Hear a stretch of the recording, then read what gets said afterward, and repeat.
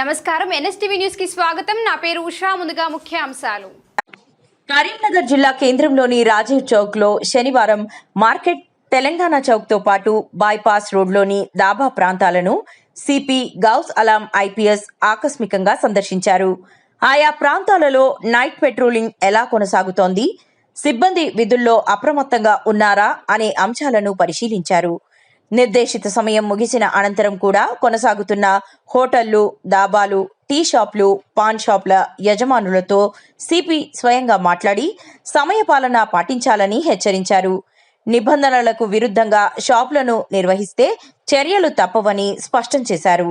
అనుమతించిన సమయం దాటిన తరువాత కూడా వ్యాపార కార్యకలాపాలు కొనసాగుతున్న షాపుల యజమానులకు నోటీసులు జారీ చేయాలని స్థానిక పోలీసు అధికారులను సిపి ఆదేశించారు.